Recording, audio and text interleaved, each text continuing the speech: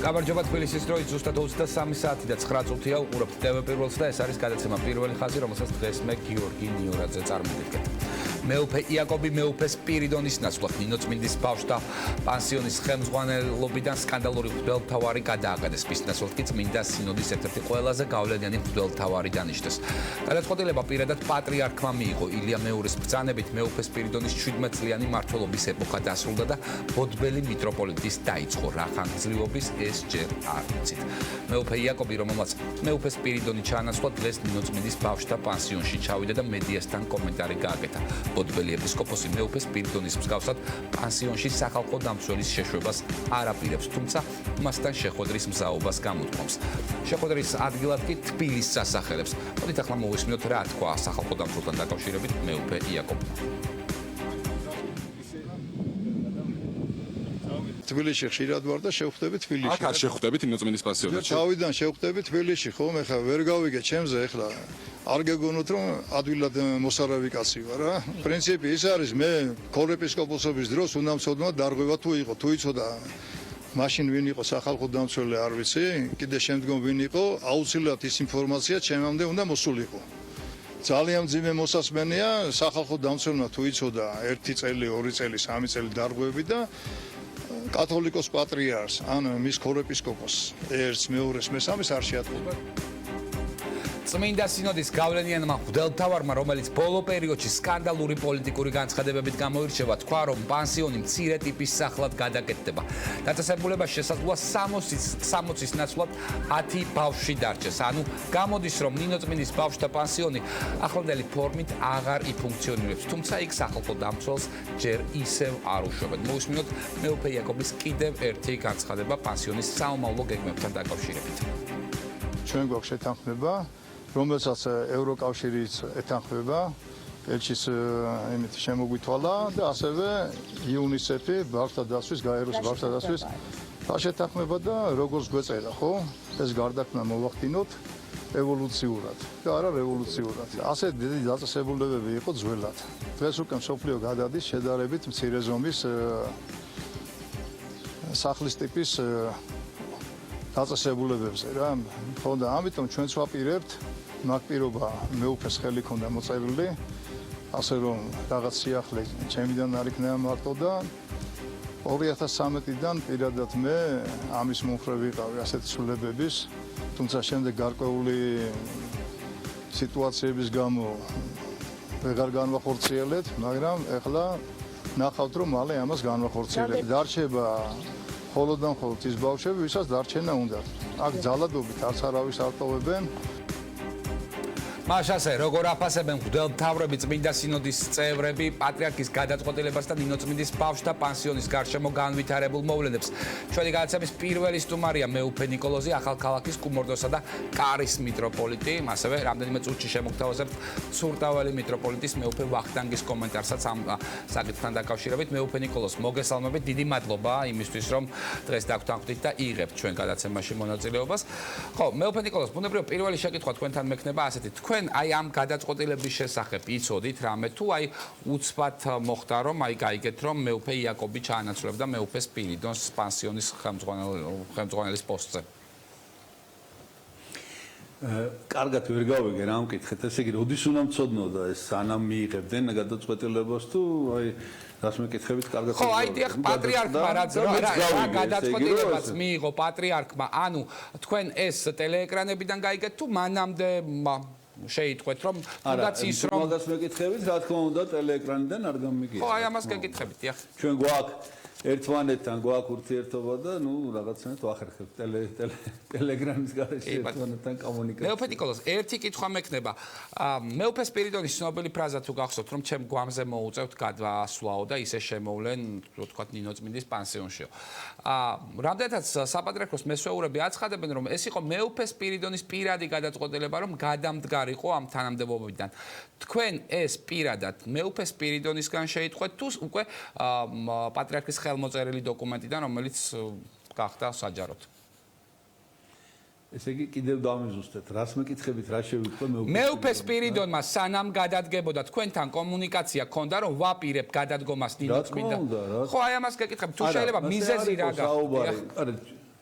არა, მიზეზი ნუ ახლა ძნელი სათქმელია ახლა ესე პირადად, მაგრამ რაც შეეხება ახლა ესე იგი რაც თქვენ ბრძანეთ ეს წინადადება, ნუ ეს გასაგებია რომ ხატრული ფრაზა არის და გვამი ნიშნავს რომ ის არ დათანხმდებოდა სახალხო დამცველის შესვლას და მან დაასახელა ეს მიზეზები რატო არ მიაჩნდა ასე და ნუ რაღაცნაირად მოვლენები განვითარდა ასე და ნუ ბევრი რამ არის აქ სათქმელი ესე უცებ და რაღაცა თავიდან ახლა ეს რაც დღეები გავიდა ხო უკვე ამის კვირაზე მეტი რაც მე პირადად ჩართული ვიყავი ამ საქმეებში ეს სატელევიზიო სივრცეს ხმულის ხო ახლა ყველაფერს თავიდან ვერ მოყვები და ნუ ყოველ შემთხვევაში იმის თქვა მინდა რომ განვითარდა მოვლენები ასნაირად და ნუ დღეს მეუფე იაკობი გააგრძელებს ამ საქმეს იმიტომ რომ მეუფე სპირიდონს თავისებური შეხედულებები ჰქონდა და დარჩა ის ამ თავის შეხედულებებით და ფაქტიურად რაც თქვა შეასრულა ნუ ახლა გვამი ცოცხალია არ მختარა მაგრამ ყოველ შემთხვევაში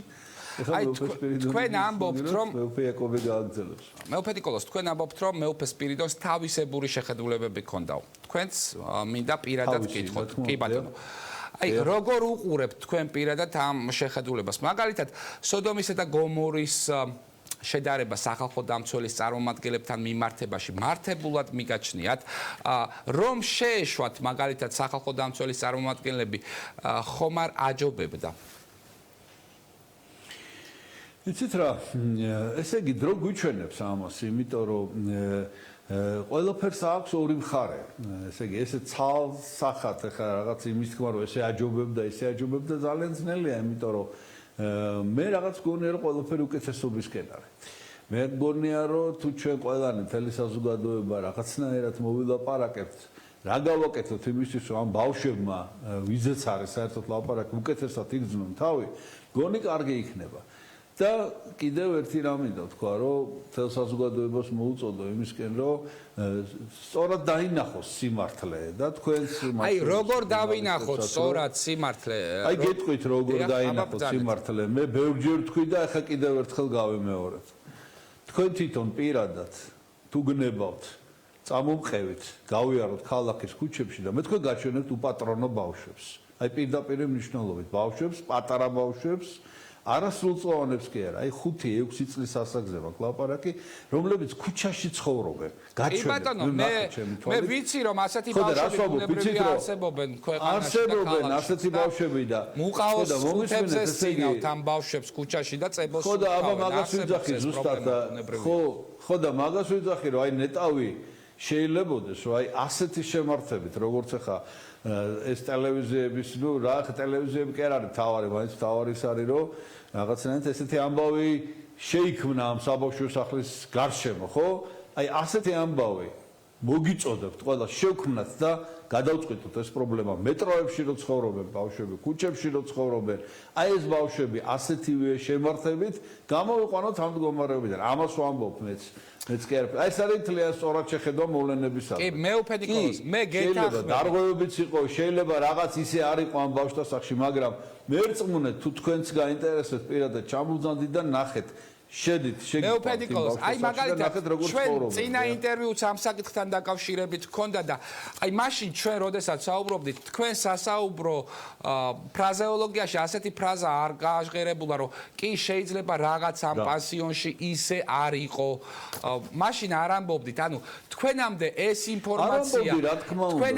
ეს ინფორმაცია არ მოდიოდა აი მაგალითად დღეს მეუფე იაკობის ინტერვიუსაც რომ უსმენდი ის ორნაირად შეიძლება გავიგოთ ერთი შესაძლოა ის არის ნაწყენი სახალხო დამცველზე რომ ჩემთან როგორც კორეპისკოპოსთან არ მოიტანა ეს სათქმელიო და ბუნებრივია ვიდრე სახალხო დამცველზე იქნება ნაწყენი მის კოლეგაზე უნდა იყოს ხომ მეუფე სპირიდონზე ნაწყენი რამე არალოგიკურს ხომ არ გეკითხებით ამჯერადაც იცით რა არა მე თქვენ სწორად გამიგეთ ესე იგი მე პირადად თქვენს მიმართ არ მაქვს არავითარი ნეგატიური განწყობა აბსოლუტურად პირიქით მადლობელი ვარ თქვენი რომ მადლობა მეც ყოველთვის წავეთ დასვამთ ხო რაც უფრო წავეთ დასვამთ შეკითხოთ მით უფრო მეტად მომცემ საშუალებას რომ მეც შესაბამისი აზრი გამოვთქვა და ხო და რაც შეეხება სახალხო დამცველზე ხო გეუბნით ახლა ჩვენ ყველანი სხვადასხვა ადამიანები ვართ სხვადასხვანაირად ლაპარაკობთ საერთოდ მთავრობებით და ისედაც და მე ზუსტად იგივე ფრაზები, ну აი ზუსტად იგივე შინაარსი სხვანაირი სიტყვებით ბევრჯერ გამომითქვამს, იმიტომ რომ იგივე სახალხო დამცველის მიმართაც არის რა თქმა უნდა შეკითხვები, იმიტომ რომ პირადად მე მქონია მასთან ურთი, მე პირადად მის მიმართაც არ მაქვს არავითარი ნეგატიური განწყობა, იმიტომ რომ ვიცნობ პირადად და ძალიან კარგი შთაბეჭდილება დატოვა რომ გავიცან.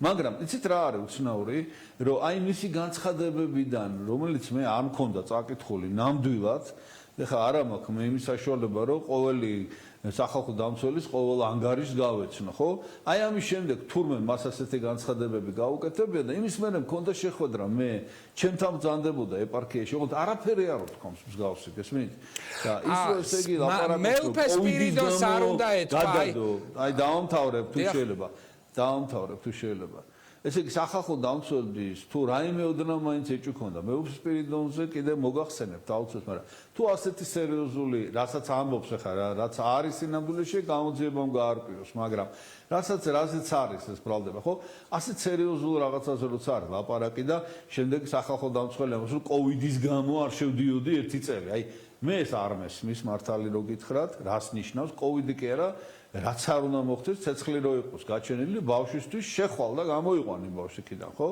ხო და ასე რომ ეს ცოტა გაუგებარი არის რა თქმა უნდა რაც შეეხება მეუფე სპირიდონი თავისებური ხედვა აქვს ადამიანია ის არის მშობელი და მე ერთი რამე შემიძლია დაბეჯითებით გითხრათ დაბეჯითებით რომ შედით ამ ბავშვთა სახლში როცა მოგიხერხდება და კითხეთ ისე თქვენ თვითონ ბავშვებს ჩუმად რას ეძახიან მეუფე სპირიდონს ეძახიან მამას და ბავშვებმა მეუფე ნიკოლოზ მეჩვენება რომ ჩემ შეკითხვას თავს არიდებთ ახლა აი თქვენ ამბობთ რომ მეუფე სპირიდონს თავისებური ხედვა აქვს მე მესმის რომ შეგრძნებების დონეზე ყველა ადამიანს აქვს სხვადასხვა შეგრძნებები და აღქმა მოვლენები მაგრამ მეუფე სპირიდონს ვალდებულება ქონდა თუ არა რომ უნდა ეთქვა თუ მსგავსი ტიპის რაღაცა ტიპის დანაშაული ხდებოდა პანსიონში თქვენ რასაც ამბობთ რომ თუნდაც ის რომ გამოძიებით დადგინდეს ლაპარაკს გამოძიებით უნდა დადგინდეს აუცილებლად იმიტომ რომ ეს ცალმხრივი ბრალდებაა ბავშვები რასაც ლაპარაკობენ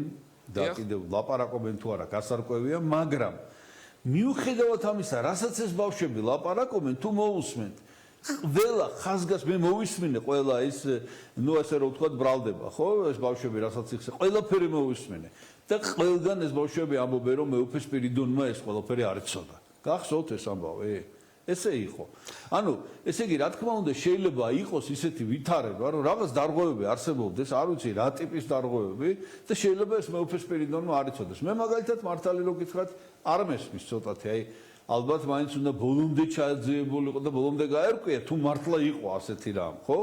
მაგრამ ესენი ამბობენ ბავშვებიც კი რომ მეუფე სპირიდონმა ეს ყოფილი არ იცოდა როგორ უნდა გაეზიარებინა ჩვენთვის ჩვენ დავდიოდით და ამ ბავშვებზე ვზრუნავდით ანუ მეუფე სპირიდონმა არაფერი არ იცოდა და მის დაქვემდება არ ვიცი აჰა უშვებთ თუ არა იმას იყო შემთხვევები რომ თქვენ უშვებთ თუ არა იმას რომ მეუფე სპირიდონმა ეს ყველაფერი იცოდა და არ უთხრათ თუნდაც თავის კოლეგებს თქვენ ქორეპისკოპოს მეუფე იაკობს საპატრიარქოს მესვეურნი არ იყვნენ საქმის კურსში ამ მოვლენებისა. ამას უშვებთ. რა შეეცით საქმე, საერთოდ რაზეც არის ლაპარაკი, ხა ვთქვათ, აი კონკრეტულად ეს ბავშვები რასაც ასახელებენ, მე მხოლოდ იმაზე მაქვს ლაპარაკი, ხო? ესე იგი აქ ლაპარაკია დასჯის ფაქტებზე და გადამეტებულ ძალის გამოყენებაზე ბავშვების მიმართ, ხო? მკაცრ დასჯაზეა ლაპარაკი. აი, ძირითადად მთელი შინაარსი ამ ბრალდებების ეს არის, ხო? ხო და ესე იგი აქ ლაპარაკია იმაზე რომ თვითონ მეუფე სპირიდონის მიმართ ასეთი რამ არ თქმულა საერთოდ ამ ბავშვების მხრიდან. აქ ლაპარაკია იმაზე რომ შეიძლება რომელიღაც აღზრდელი, ოღონდ ლაპარაკია წარსულში მყოფ, ესე იგი დაახლოებით 10, 15, 20 წლის წინანდელ ამბებზე და ძირითადად უფრო როდესაც ეს ზესტაფონში ხდებოდა 20 წლის წინ, ეცით რაზეა ლაპარაკი რომ ხა რეალობას შევხედოთ, ნუ ხა საცხოვრობთ რა ქვეყანაში ხო ვიცი და ნუ აი თქვენ ახლა მაგალითად უკაცრავად ახლა პირადად მოგმართავთ რა. კი ბატონო, ბრძანეთ. თქვენ ნინოწმინდაში ნამყოფი ხართ საერთოდ? მე ნინოწმინდის პოლიკლინიკაში ვარ ნამყოფი, რაღაც პირადად ვარ ნამყოფი. კარგი. კეთილი, ძალიან კარგი რომ ნუ ყოველ შემთხვევაში იცით სად არის, ხო? ხო და მით უმეტეს თუ ვიცით, ახლა თქვენ წარმოიდგინეთ.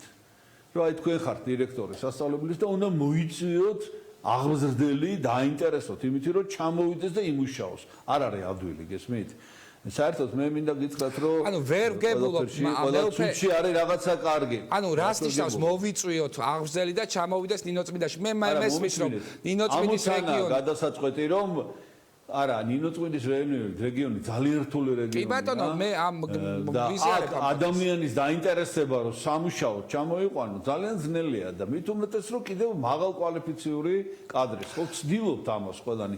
ახალქალაქში ქართული საშუალო სკოლა არსებობს მაგალითად ხო ნინოწმინდაში არსებობს ქართული საშუალო სკოლა ხო და რთული პირობებია საერთოდ და მინდა გითხრათ რომ აი ამ ყველაფერში რთული პირობები თუნდაც აღზრდელ საძლევს იმის შესაძლებლობას რომ თუნდაც მოექცეს ბავშვს არა ბრძანეთ უკაცრავად ბოდიში არა მე არ მithქვამს არაფერი მსგავსი მე გეუბნებით რომ რთულია აღზრდელების მონახვა და რომ მონახავ ამ აღზრდელს და ჩამოიყვან მე რა თქმა უნდა არავითარ შემთხვევაში არ აქვს უფლება რომ ბავშვს თუნდაც მოექცეს მაგრამ არ არის დიდი არჩევანი ამ აღზრდელების ამის თქმა მინდა თუ მეუფე სპირიდონი გებულობდა ბავშვებისგან გეუბნებით ისევე მე ხა ამ შემთხვევაში საჯარო ინფორმაციაზე მაქვს ლაპარაკი და არა ისაც დაფარულია ხო ბავშვებსაც აქვს რა თქმა უნდა თუ გაიგებდა მეუფე სპირიდონი რომ ასეთი რამე ხდებოდა იყო ესეთ შემთხვევა რომ რამდენიმე აღზრდელი გაათავისუფლა როგორც კი არ ვიცით ზუსტად რისთვის მაგრამ იყო ასეთი შემთხვევები უკანაც დაბრუნებულან ეს აღზრდელები შემდგომ პანსეონში ხომ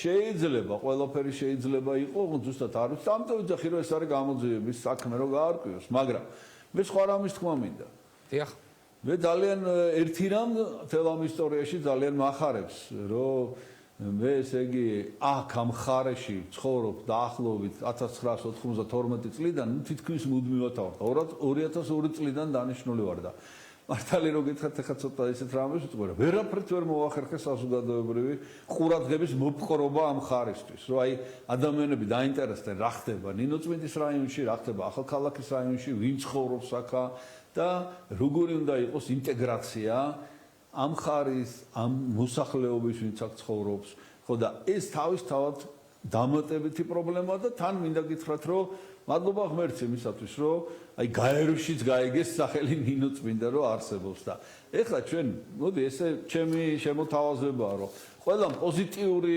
წვლილი შევიტანოთ ამ ხარის განვითარებაში ბავშვთა სახლის განვითარებაში და ესე შევხედოთ ნუ გამოვიყვანთ ისე რომ ესე იგი ვიღაცა ახლა ბავშვების მეუფე ნიკოლოზ აი გაერო ახსენეთ და აუცილებლად მინდა მეუფე სპირიდონის რამდენიმე დღის წინ გაკეთებული განცხადება ციტირება გავაკეთო ვინმე ანა ჩერნიშოვა რომელიც ცდილობდა რომ ზეწოლა მოეხდინა რომ შემოეშვათ პანსიონში საქალაქო დამცველის წარმომადგენლები ეს ვინმე ანა ჩერნიშოვა თქვენ ხომ იცით ვინც არის იცით რა მართალი რომ გითხრათ და თქვენ ისიც ხომ იცით გაეროს ეკრანიდან გავიგე თქვენ ისიც ხომ იცით გაეროს რა დიდი როლი აქვს ამ ქვეყნის განვითარებაში და ინსტიტუციების გაძლიერებაში გაეროს როლის განვითარებაში ეს ადამიანი არის გაეროს განვითარების ფონდის ხელმძღვანელი არა ბრძანეთ კი ვინ არის ანა ჩერნიშოვა სახელი ანა ჩერნიშოვა გავიგე ეკრანიდან და მინდა გითხრათ რომ ჩემზე ეკრანიდან არ დატოვა კარგი შტაბის აი რატო რა ვიცი იცით თუ რაღაცას იტყვის ადამიანი მით უმეტეს ესეთ მაღალ პოსტზე მდგომი ადამიანი მით უმეტეს გაეროს წარმომადგენელი ხო მე რაღაცათ მისგანაც ველოდები თანადგომას გარკვეულ სიტუაციაში ხო მე ვიცი შიგნიდან აქ რა ხდება და როგორ არის და ნუ არ იყო ეს ჩემ წარმომადგენლებთან შესაბამისი ამ ქალბატონის საუბარი მე პირველად გავიგე მისი სახელი ეკრანიდან და ესე იგი თუ ასეთ ნიშნულოვან საქმეს აკეთებს ეს ქალბატონი მით უმეტეს გაეროს სახელით ხო პირველ რიგში მე მგონია რომ მე უნდა მწოდნოდა ნუ ხა ვერ დავალდებულებ რა თქმა უნდა მაგრამ აი ეს ზრუნველობა აქ განვითარების ზრუნველობა არ იგრძნობა საერთოდ გესმით არავისგან არ იგრძნობა გაეროს ფონდს საქართველოში ძალიან ბევრ პროექტს ახორციელებს სხვადასხვა მიმართულებით მათ შორის ბავშვების ქალების ინფრასტრუქტურულ პროექტებს და ამ შემდეგ რომელმაც გაერომ ძალიან განავითარა ჩვენი ქვეყანა და იმ დონაციით რა დონაციასაც ჩვენი ქვეყნის განვითარებაში და მხოლოდ წავიდა ჩვენი ქვეყანა ჩემთვის დიახ არა მომისმინეთ მე თვითონ გაეროს საწინააღმდეგო არაფერი არ მაქვს ცხადია ხო როგორ შეიძლება მქონდეს მე გაეროზე ვლაპარაკობ მე ვლაპარაკობ ნინოწმინდის რაიონში ახალქალაქის რაიონში რომელიც შეიძლება ითქვას რომ დღეს საქართველოში ყველაზე რთული რეგიონია თუნდაც მისი კლიმატური პირობების გამო. აი მე აქ ამ რეგიონში ამ ზრუნვას ვერ ვხედავ და ვერ ვგრძნობ ამ რეგიონზე მაქვს ლაპარაკი. თორე თავისთავად საქართველოსთვის რაც გაუკეთებია გაეროს ძალიან დიდი მადლობა ამისთვის და კარგია ნამდვილად. ერთადერთი ვისაც ხედავ აქ რამდენჯერმე ჩამოვიდა ეს არის იუნისეფის ხელმძღვანელი ბატონი ხასან ხალილი რომელზეც აი რა გითხრათ არაჩვეულებრივი პიროვნებაა და მომწონს ამ ადამიანთან ურთიერთობა და ბევრ საქმეს აკეთებს და ნუ ასევე სხვა საერთაშორისო ორგანიზაციები მაგრამ ნაკლებად ჩვენ მხარეს ნაკლებად ეხება ამას რომ თავი დავანებოთ მე მიხარია თუ დღეს ეს სიტყვები ისმის ნინო წმინდა პანსიონი ახალქალაქი მეიდანიც არის მის ახალქალაქის რაიონი მაგრამ ნუ რა ვქნათ კარგით მეუფე იაკობს თუ შეხვდით დღეს დიახ, რა თქმა უნდა. აი მეუფე იაკობის განცხადება იყო ასეთი, რომ პანსიონი გადაიქცევა უფრო მცირე ბენეფიციარების თავშესაფრადი იქცევა და 10-მდე ბავშვი დარჩება. ხომ არ ფიქრობთ, რომ აი ამ მისმენდით ამას მე ვამბობდი დიდი ხანია ძალიან. კი, ჩვენთან სვიტია.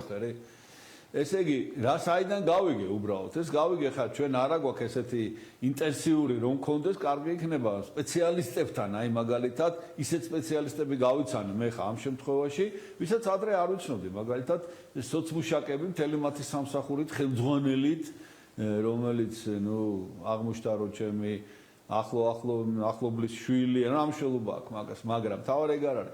და მე მათგან მოვისმინე ძალიან საინტერესო იდეები და მაგალითად ის ლექსიკა თავისთავად აგრესიის შემცველი ლექსიკაა, იცით, რომ ყველა დიდი ზომის ბავშვთა სახლი უნდა დაიხუროს. აი ეს აგრესიული განცხადება, რომელიც შეიძლება ზუსტად იგივე შინაარსით სხვანაირად თქვა, გავარკვე, რატო უნდა დაიხუროს, კითხე, აბა როგორ და თურმე რა შეა საქმე. თურმე თანამედროვე სტანდარტებით, აი ბოლო სტანდარტებზეა ლაპარაკი, ერთ სივრცეში ვთქვათ, უბრალოდ ამდენი ბავშვი ერთად არ უნდა იყოს. რაც იმას ნიშნავს, რომ პატარა სივრცეები უნდა შეიქმნას, რაც იმას ნიშნავს, რომ ბავშვი ერთსულ ბავშვზე ფართობი უნდა გაიზარდოს. რა თქმა უნდა, ამ ყველაფერს თავისი ნორმები აქვს. და აი ამას ვიძახი, არა მომისმინეთ. დამამთავრებინეთ თუ შეიძლება. დამამთავრებინეთ. კი ბატონო, ბრძანეთ. ესე იგი, მე ვამბობ, რომ ერთსულ ბავშვზე უნდა გაიზარდოს. ქვიდან შევხედოთ, ბავშვია ჩვენთვის თავარი. ანუ ერთსულ ბავშვზე უნდა გაიზარდოს ფართობი პედაგოგების რაოდენობა, ანუ ზრუნველების რაოდენობა მის მიმართ და აქ ლაპარაკი იმაზე კი არ არის, თქვათ, რომ ეს ბავშვთა სახლი დაიხუროს და მოისპოს და განადგურდეს და ბავშვები ქუჩაში გავყაროთ. არა, გადავაკეთოთ ეს ბავშვთა სახლები, დიდი ბავშვთა სახლები, პატარა ბავშვთა სახლების გაერთიანება.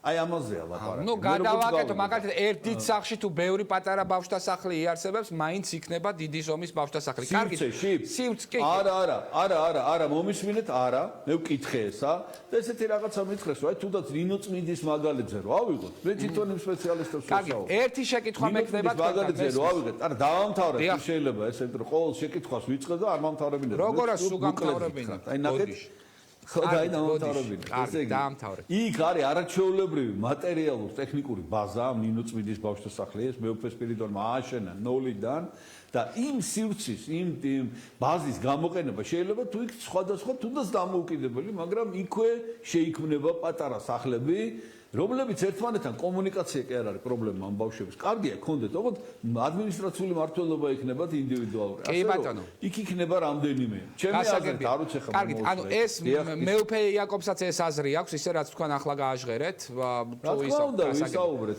ისე გრძელვადიან პერსპექტივაში, ესე მომეჩვენე და გრძელვადიან პერსპექტივაში ხომ არ ფიქრობთ, რომ ეს სახლი შესაძლოა სრულებით დაიხუროს? იცით რა შეა საქმე? აი ხო გეუბნები, თქვენ ახლა თუ ძანდებოდით პოლიკლინიკაში, არ ვიცი რამდენად მოახერხეთ, აი ნახვა რა ხდება. ესე იგი, გარშემო ძალიან ძინე სურათია, მატერიალურ, სოციალური, რა ვიცი, რა ვთქვათ. ესე იგი, მე ნამდვილად მინდა გითხრათ, რომ ნინო წმინდა შეხავ ვერ გეტყვით, შიგნინო წმინდა შეხავ. გვერდზე სოფლებში მე შემიძლია გაჩვენოთ ოჯახები, რომლებიც ცხოვრობენ, აქ არის ზამთარში 30-40 გრადუსამდე არის ყინვა და ცხოვრობენ ადამიანები, სადაც იატაკი არ აქვს, ესმით მიწაზე ცხოვრობენ. ასეთი სიდუხჭირეა. აი ესეთ სიდუხჭირეში მეუფე სპირიდონმა მოახერხა აემხელა დიდი შენობების აშენება, რომლის განადგურება, რომლის გადაგდება, ესე იგი ძალიან დასანანია და გამოვიყენოთ კაცო ეს რაც არის სიკეთე და რაც უკეთესია ეს გავაკეთოთ ამას. მადლობა. მეუფე ნიკოლოს, ძალიან დიდი მადლობა და გულწრფელად მიიღეთ ჩემი მადლობა, იმიტომ რომ აი თქვენ ხართ ძალიან ის სასულიერო პირი, რომელიც ყოველთვის უკოყმანოდ თანხდება სატელევიზიო ეთერს და ჩემი პატივისცემა მიიღეთ თქვენ. მადლობა, რომ იყავით ჩვენი განაცხადი. შეიძლება მეც რო გითხრათ მსგავსი სიტყვები, თუ შეიძლება მე ბევრ ჟურნალისტს ვუთხარი უკვე აი ამ გადაცემით. თქვენც მინდა გთხოვოთ უბრალოდ, რომ თუ შეიძლება ჩამობრძანდით და ჩემთან მომბრძანდით სტუმრად. კი ბატონო, აუცილებლად პიროვნება, როგორ ჟურნალისტი. აუცილებლად ჩამოვა. ჩემი აქ ყოფნის თავარი მიზანია, რომ მოვიზიდო საზოგადოება, რომ ჩამოვიდნენ და ნახოთ საცხოვრებლად. საქართველოში ვარ, ჩვენი ქვეყანა ესა, როგორც სამწუხაროდ. კი ბატონო, ვიღებ ამ თქვენს მოწვევას და მე აუცილებლად გესტუმრებით. ძალიან დიდი მადლობა, რომ იყავით ჩვენი გადაცემის სტუმარი, მეუფე ნიკოლოზი, ახალქალაქის კუმურდოს და კარის მიტროპოლიტი იყო ჩვენი გადაცემის სტუმარი. ახლა კი მოვისმინოთ ცურტაველი მიტროპოლიტის მეუფე ვახტანგის სატელეფონო კომენტარი, რომელიც პირველმა ხაზმა მას შემდეგ ჩაწერა, რაც მეუფე სპირიდონის ნაცვლად მეუფე იაკობი ნინოწმინდის ბავშვთა პანსიონის მმართველად დაინიშნა. უდიდესობამ როგორც ყოველთვის სწორი და დროული და სამართლიანი გადაწყვეტილება მიიღო. მეუფე იაკობს საკმაოდ ახლა გამოცდილება აქვს სხვადასხვა საქმეებისა გამო. აქვს შეხება ადამიანებთანაც, ხელისუფლებასთანაც და მე ვფიქრობ, ალბათ ამ ეტაპზე ყველაზე კარგი გამოსავალი უნდა იყოს, რომ ხელისუფლებას გვერდში დაუდგეს, საპატრიარქოს გვერდში დაუდგეს. და ის აუცილებელი გასაკეთებელი საქმე, რომელიც მას უკვე მოვალეობა ეკრება, ამისა უნდა აღასრულოს. ვფიქრობ, რომ ეს ბავშვები ოჯახებში უნდა გადანაწილდნენ. ეს პანსიონები, რომელიც არის თავისი სიდიავის წარმოდგება და ასე შემდეგ, გასაგებია, მაგრამ ოჯახური გარემო უფრო თბილი არის. და ოჯახი იმას უყურებს როგორც თავის შვილს. კარგი გამოსავალი, მაინც გეტყოდით, არის გამჭვირვალობა. სახალხო დამცველის წარმომადგენელი უნდა შეუშვან, როგორ ფიქრობთ? აუცილებლად ეს ხო კონსტიტუციით აქვს მინიჭებული სახალხო დამცველს, რა ვიცი პირადი ნებას რომ იყოს, თუ იმას ამის საშუალებას არ მისცემს კონსტიტუცია ვერ შევა, სადაც არ უნდა იყოს, არა? მაგრამ ამ შემთხვევაში ხომ აზრებს მას კანონებს, კანონი აზრებს ამ უფლებას და უნდა შედიოდეს ნებისმიერ ადგილზე. რატომ არ უშვებდა მეუფე სპირიდონი სახალხო დამცველს? ალბათ ეს იყო რაღაცისა გამო ან შიში ან დაბნეულობა და ასე შემდეგ. რატომ არ უშვებდა ეს უკვე მისი პირადი ხედვა, მისი ნება და ალბათ მას უნდა შეეკითხონ და მან უნდა გასცეს ამ კითხვებს პასუხი. ვიდეო თუ ნახეთ თქვენ მეუფე სპირიდონმა, რაც თავის სოციალურ ქსელში Facebook-ზე გაავრცელა. როდესაც მეუფე სპირიდონი ბავშვს ეკითხება, წასვლა გინდა თუ დარჩენა და ბავშვი ტირის. შემთხვევით პირადად ასეთი ფორმა, როდესაც იქ არის ბავშვი, რომელიც ჯერ კიდევ რაღაცის ალბათ ექნება, რაღაცის შიში, ალბათ. შეიძლება ეს იყოს ბრძანების შიში, შეიძლება სხვა შიში იყოს.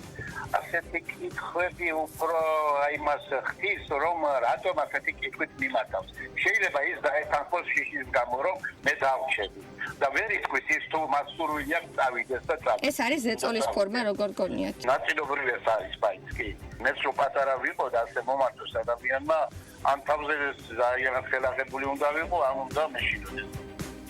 ახლა ეს გახლავთ ცურტაველი მიტროპოლიტის მეუფე ვახტანგის სატელეფონო კომენტარი, რომელიც ამბობდა, რომ თქვათ იყო ზეწოლის ფაქტები, რაც მეუფე სპირიდონმა გაავრცელა ტელევიზიაში და მისი აზრი არის, რომ სახალხო დამცველის წარმომადგენლები აუცილებლად უნდა შევიდნენ პანსიონში. საუბარს ვაგრძელებთ ჩვენ სტუმრებთან ერთად. კოალიცია ბავშვებისა და ახალგაზრდებისთვის თავმჯდომარე სალომე ჭიჭინაძე შემოგვიერთა სტუდიაში და ასევე ცოტა ხანში ჩაგურთვება თეოლოგი ბასილ ყობახიძე. მოგესალმებით, ქალბატონო სალომე. ძალიან დიდი მადლობა იმისთვის, რომ ხართ ჩვენი გადაცემის სტუმარი. ამ თემაზე თქვენ ძალიან ბევრი წლებია ბავშვების უფლებებზე მუშაობთ და აი ხო, როგორ უყურებთ აი ამ პანსიონატის ფუნქციონირებას სამომავლოდ, აი რა პროგნოზებს გააკეთეთ? ძალიან მნიშვნელოვანი აქცენტი კიდევ ერთხელ მივესალმები მაყურებელს, მოგესალმებით და დიდი მადლობა თემის დაინტერესებისთვის.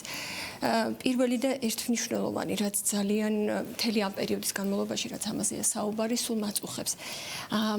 ის, რომ დეინსტიტუციონალიზაცია 2000 წელს გახდა სახელმწიფოს პრიორიტეტი, ეს არ იყო საქართველოს მიერ, ესე ვთქვათ, მოფიქრებული ველოსიპედი. ეს იყო ის მტკიცებულებები, რომელიც მე-20 საუკუნის 60-იანმა წლებმა მისცა ევროპას და ამის თქმის საშუალება მისცა ფსიქოლოგებს, ბავშვ განვითარების სპეციალისტებს და ის ორგანიზაცია ევროპის ბავშვთა ნდობა, რომელიც 2000 წელს ჩამოვიდა საქართველოში, რომელმაც დაიწყო ეს პროექტი.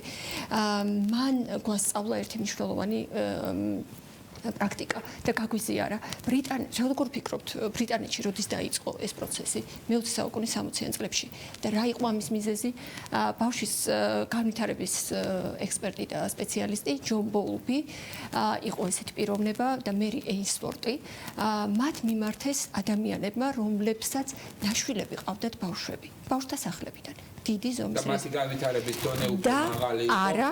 არა და მათი მიმართვის წუხილი რაში მდგომარეობდა რომ ისინი ამბობდნენ რომ მათ ბავშვებს შეუქმნეს საოცრად კარგი ზრუნველი გარემო მაგრამ მიუხედავად ამისა, როდესაც ისინი ქუჩაში დადიან, სეირნობენ, სკვერში გაღავთ სასეირნოდ, ნებისმიერი ადამიანი, რომელიც მათ დაელაპარაკება, ისინი მზად არიან რომ მას გაყვნენ. აბსოლუტურად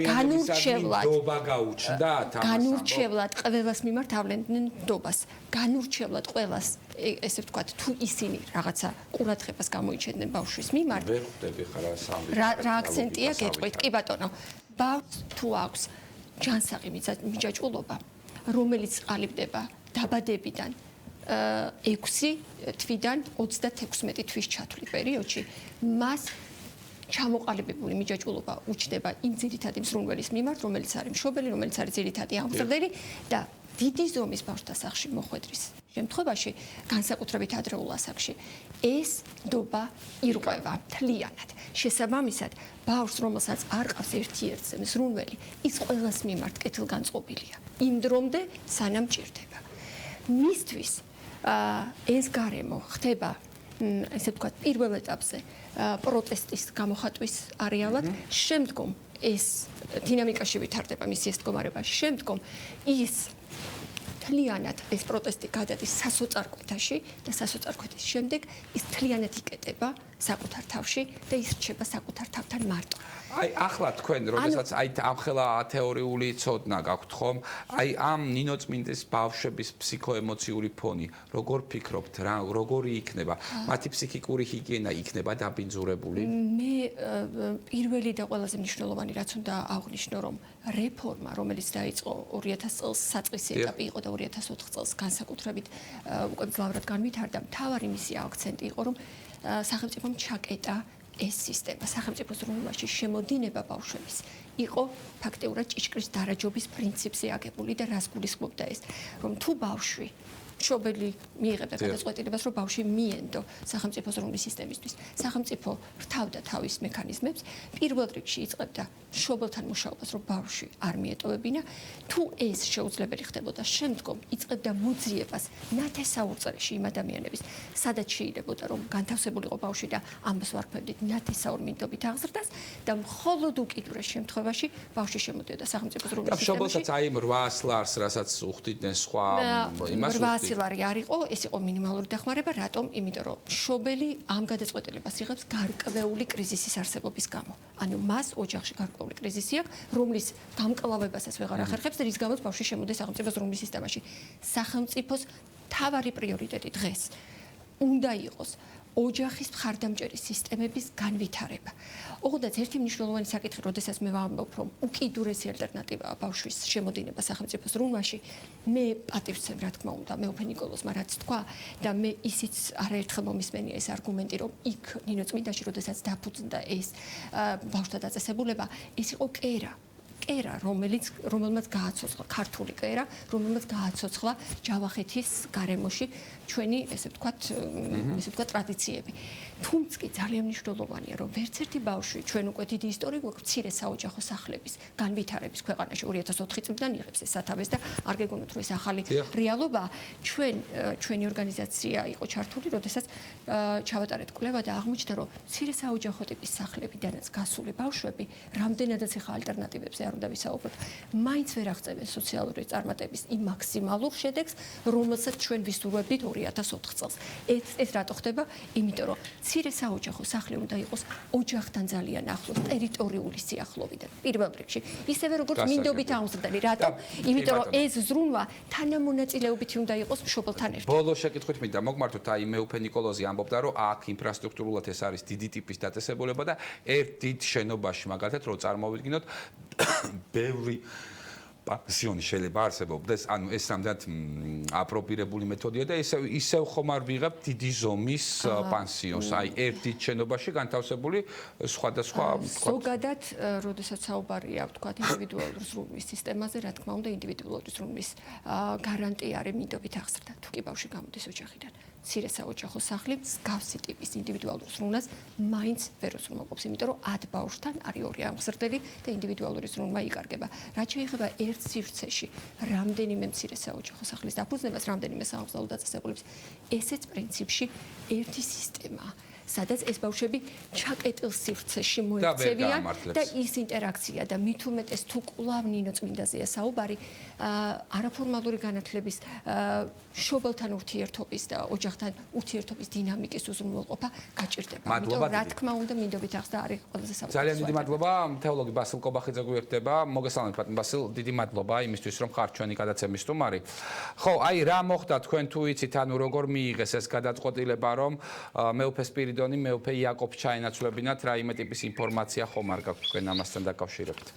ნუ პირველეს ყოვლისა მე ჩემთვის ძალიან მძიმე იყო იმ დემაგოგიის, უტიფარი დემაგოგიის და ტყუილების მოსმენა, რომელიც აქცინა გამოსვლელი მეუფეების ბაგეთაგან იღურებოდა. არანაკლებ მძიმე მოსასმენი იყო ბავშვების ტანჯველის ხელის დამფარებლის მეუფე ნიკოლოზის მიმართ გამოხატული პატივისცემა ამ სტუდიაში. კონკრეტულად თქვენს მიმართ ამის კი ბატონო, არა, უკაცრავად ძალიან დიდი ბოდიში, ამას მე ვერ მივიღებ თქვენგან, მე ის არის რესპონდენტი, რომელსაც მე დაუდასტურე პატივისცემა, რომ ჩაგვერთო პირდაპირ ეთერში. კარგით, ამ თემაზე მე თქვენთან, კი ბატონო, ამ თემაზე მე თქვენთან არ ვაპირებ, რომ პოლემიკაში შემოვიდე. მოდით მე კონკრეტულად გითხრათ. თქვენსაც გამოვხატავთ მე ყველა რესპონდენტის მიმართ, რომელიც ჩემ გადაცემაში იღებს მონაწილეობას, თქვენ ვერ მიკარნახებთ მე ვის მიმართ გამოვხატო პატივისცემა და ვის მიმართ არ გამოვხატო პატივისცემა. თქვენ ხართ ჩემი გადაცემის სტუმარი, მე თქვენს მიმართაც გამოვხატავ პატივისცემას და ეს არის ჟურნალისტის ეტიკეტა. კარგით.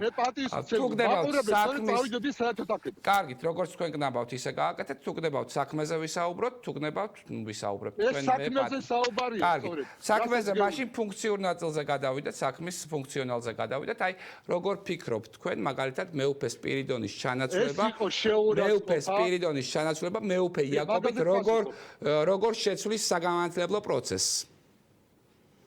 დამცინით ახლა არა გეკითხებით შეურაცხყოფა, ეს არის შეურაცხყოფა საზოგადოების, რომელიც გააკეთა კათოლიკოს პატრიარქმა ილია მეორემ, რომ ესეთი ოდიოზური ბანდიტი პიროვნება, მეუფე იაკობი, რომელიც გუშინ იარაღის აღებას და სამოქალაქო ომის დაწყებას მოუწოდებდა, გუშინ წინ ამართლებდა ბავშვისცემას კონკრეტულად ნინოწმინდის პანსიონში, სულ ცემაზე და მუქარაზე არის და ესეთი ადამიანი დანიშნა ნინოწმინდის პანსიონის ხელმძღვანელად. ეს არის შეურაცხყოფა და გადავლა საზოგადოების თავზე, ასევე ნინო ლომჯარია მონიტორინგი არ არის შეშვებული იქ და სპეციალურად ეკლესიამ დანიშნა ესეთი აგრესიული როყიო ადამიანი, რომელიც აგდებულად ელაპარაკება ჟურნალისტებს და საზოგადოებასაც, იმიტომ რომ აჩვენოს თავისი ძალა, კუნთები საზოგადოებას, იმ საზოგადოებას და იმ ქვეყანას, რომელიც ჯუნგლებად მიაჩნია და რომელსაც ფიქრობს, რომ მხოლოდ ძალა არის პატივისცემის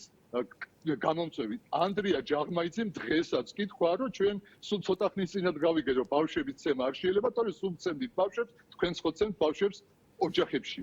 ასევე გამოვიდა მიტროპოლიტი დიმიტრი შიოლაშვილი დღეს პატრიარქის მიშვილი და ლუკა სარალიძეზე, რომელიც გამოვიდა გუშინ აღსტაცდელი უკვე ბათუმის საპატრიარქოს პანსიონატისა და თქვა, რომ ცემდენო, მივტყამდენო, რომ ტიროდი გოგოსკაბას მასმევდნენ და ასე შემდეგო, ხო, იმან თქვა, რომ 300 ლარით იყიდაო TV პირველმაო, ესე იგი, თუ სხვა ტელევიზიამ 300 ლარი თუ წარმოგიდგენიათ, ასეთი დამოკიდებულება აქვს. და კიდე მეორე მიზეზი, რატომაც დანიშნა ესეთი აგრესიული იაკობი, ეს არის ის, რომ საპატრიარქოს ეხლა უნდა რომ დაიცვას მონიტორინგისაგან ბათუმის პანსიონატი, მისი ბათუმის უპატრონო ბავშვთა პანსიონატი, რომ იქ არ შევიდეს მონიტორინგი.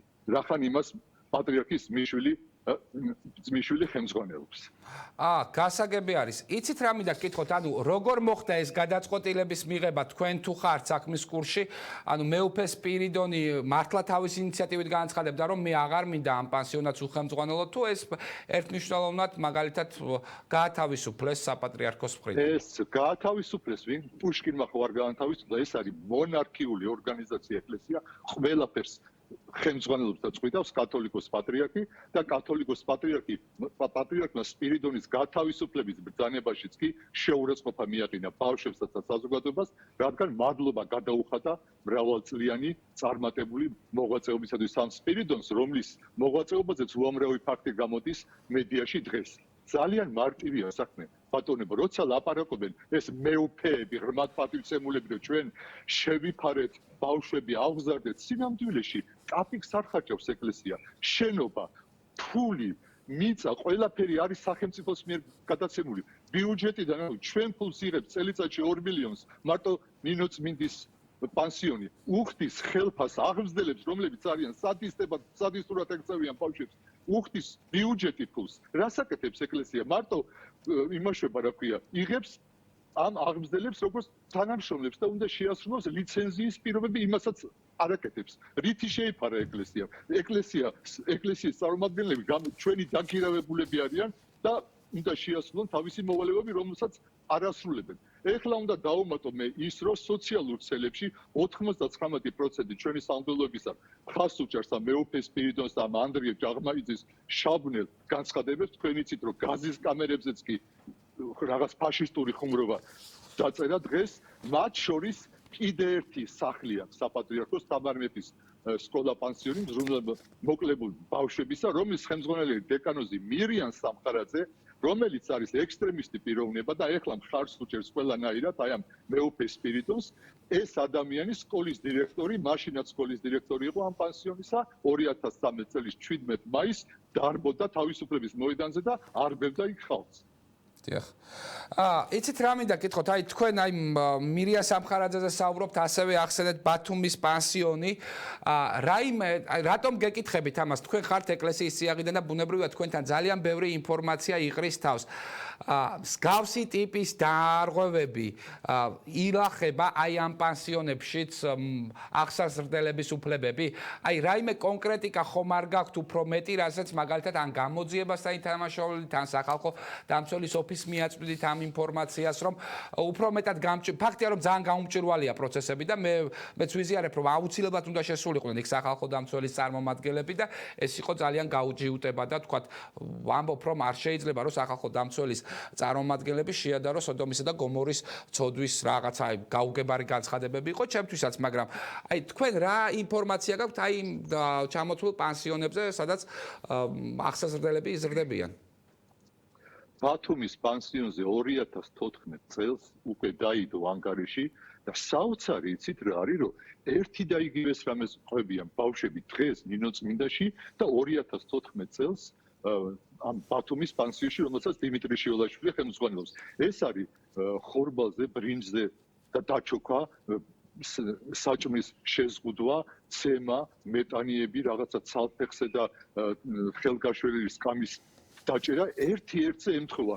რაღაცა ესეთი დემონური საეკლესიო რიტუალი აქვს ამ საპატრიარქოს ბავშვთა სახლებში, თუ რა არის გაურკვეველია. 2014 წლიდან დევს ეს ანგარიშები, მათ შორის სოციალური სამართლიანობის ცენტრის და სხვა მედიაშიც გავიდა, მაგრამ ყურადღება არავინ არ მიაქცია.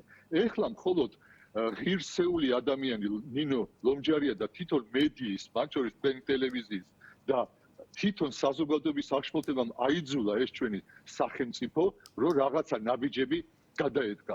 აქ უნდა აუცილებლად აღინიშნოს, რომ სახელმწიფომ ჩართო ჯანდაცვის სამინისტრო, მათ შორის გაეროს ბავშვთა ფონდი UNICEF ჯორჯია, რომელიც იქცევა სამარცხვინოდ და მისი ხელმძღვანელი ხალილი ლეღვის ფოთლად ეფარება საპატრიარქოს და მადლობას უხდის იმის მაგივრად, რომ ბავშვის უფლებები დაიცვას და დღესვე შევიდეს იქ სახალხო დამცველის მონიტორინგი.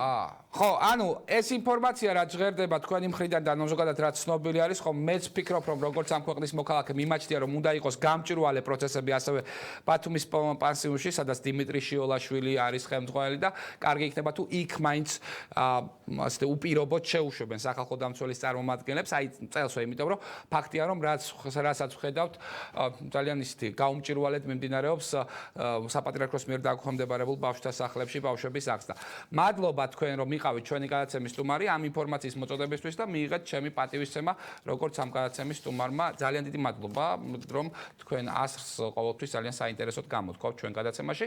ახლა გავდივართ რეკლამაზე და რეკლამის შემდეგ კი ძალიან საინტერესო თემას შემოგთავაზებთ. ორი დღეა მთელი მსოფლიო დანიის ნაკრების ფეხბურთელის კრისტიან ერიქსენის სტადიონის ცუდად გახდომას და სტადიონზე დაცემას განიხილავს. ის რაც ერიქსენს სტადიონზე მატჩის 42 წუთზე დაემართა, შესაძლოა ნებისმიერ ჩვენგანს დაემართოს. როგორ უნდა დავიზღვიოთ თავი გულის უეცარი გაჩერებისგან. ქვეყნის ცნობილი არითმოლოგი გიორგი პაპიაშვილი იქნება პირველი ხაზის სტუმარი. გადართოთ ძალიან საინტერესო რჩევებს მოხდეთ.